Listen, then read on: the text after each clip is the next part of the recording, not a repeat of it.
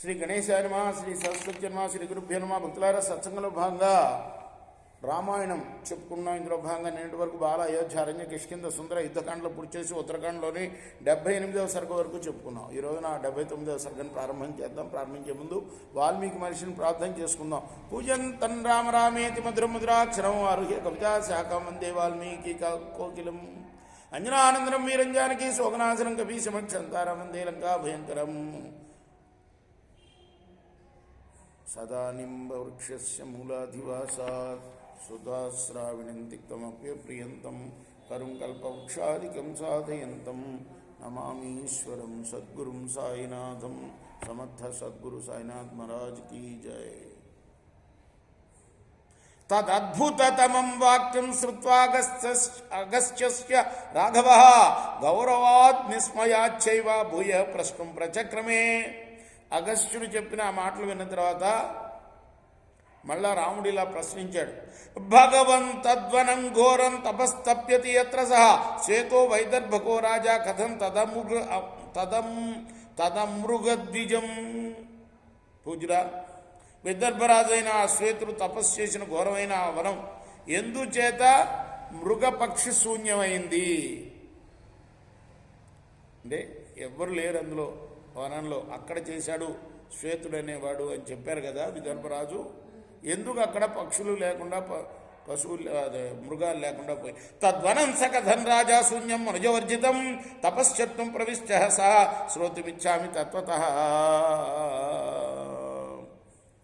మరి జనులు లేని పశుపక్షులు లేని శూన్యమైన ఆ వనంలో ఆ రాజు తపస్సు చేసుకోవడానికి ఎందుకు వెళ్ళాడు? ఇందులో ఉన్న సత్యం ఏదో అది తెలియకోరుతున్నాను. రామస్య వచన శ్రుత్వా కౌతూహల సమన్వితం వాక్యం పరమ తేజస్వి వక్తుమేవో ఉపచక్రమే. వెంటనే ఆ మహాశయుడు ఎవరు అగస్త్యుడు రాముడు అడిగిన ప్రశ్నకి సమాధానంగా ఇలా చెప్పాడు. పురా కృతయుగే రామ మరుద్దండధర ప్రభు తస్య పుత్రో మహానాసీద్ ఇక్ష్వాకు కులనందన. పూర్వం కృతయుగంలో మనువు పాలించుతూ ఉండేవాడు. అతనికి ఇక్ష్వాకుడు పుత్రుడు. తం పుత్రం పూర్వకం రాజ్యే నిక్షిప్య భూయి దుర్జయం పృథివ్యాం రాజవంశానాం భవకర్తే చువాచత. వివాచం ఇక్ష్వాకు వంశంలోనే పుట్టాడు ఎవరు? రాముడు. యుగాలు మారిన వంశం పేరు అలానే ఉంది. త్రేతాయుగంలో కదా రాముడు పుట్టింది. ఇక్ష్వాకుడు ఇప్పుడు కృతయుగంలో మనువుకు జన్మించాడు అని చెప్తున్నారు ఇక్కడ. అర్థమైందా? తం పుత్రం పూర్వకం రాజ్యే నిక్షిప్య భూమి దుర్జయం పృథివ్యాం రాజవంశానాం భవకర్తేచ్చువా ఉవాచతం. ఆ మనువు యొక్క జ్యేష్ఠ కుమారుడైన ఇక్ష్వాకు ఈయన్ని రాజ్యాభిషక్తుని చేసిన తర్వాత మనువు, నాయన భూమి మీద నువ్వు రాజవంశాలని స్థాపించు అన్నాడు. తథైవ ప్రతిజ్ఞాతం పితు పుత్రేణ రాఘవ తథా పరమ సంతుష్టో మనో పుత్రం వాచ. పుత్రుడు కూడా తండ్రి మాటను అలానే అని చెప్పి ఆ తర్వాత అన్నగాని ఆ తర్వాత మనువు అన్నాడు కొడుకుతోటి ఇక్ష్వాకుడితో, ప్రీతోస్మి పరమోదర కర్తాచాసిన సంశయ దండేన చ ప్రజారక్షం రక్షమా చ దండమకారణే.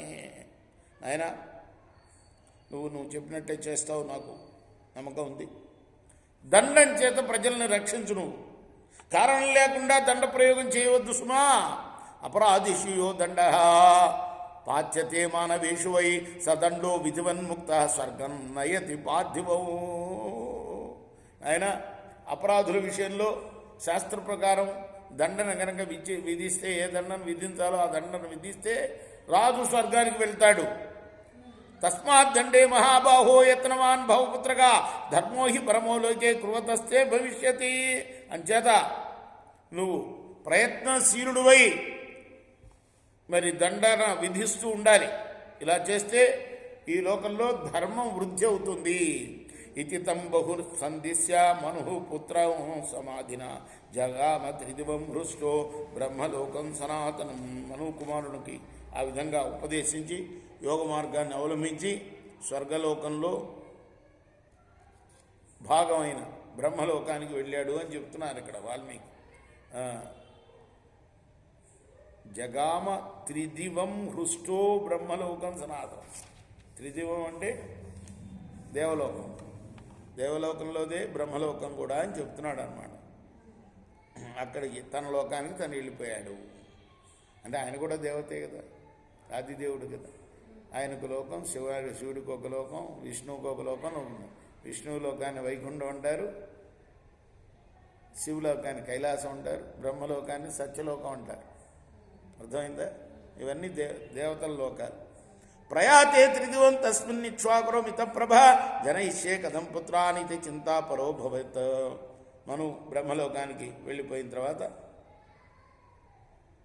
అంటే బ్రహ్మపుత్రుడు కదా మనువు, ఆ లోకానికి వెళ్ళిన తర్వాత ఇక్ష్వాకుడు పుత్రుల్ని ఎలా పుట్టించవలనా అన్న ఆలోచనలో పడ్డాడు. ఇక్కడ ఈ 12వ శ్లోకం దగ్గర ఆపుదాం. రేపు కొనసాగిద్దాం మనం ఈ సర్గని. కృష్ణార్పణమస్తు. సాయి కృష్ణార్పణమస్తు.